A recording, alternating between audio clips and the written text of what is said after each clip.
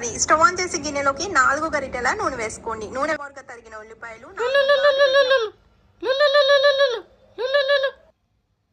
Hello చెప్పవే. Hello baby, మా ఇంట్లో ఎవరూ లేరు ఈరోజు.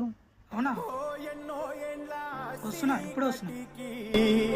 పొద్దు పొడిసిందయ్యో ఇయాలే, ఓ ఎన్నో ఏళ్ళ ఆశటికి పొద్దు పొడిసిందయ్యో. ఏం కావాలన్నా? అదేనా అది? అదే అంటే ఏంది? అదే అన్నా.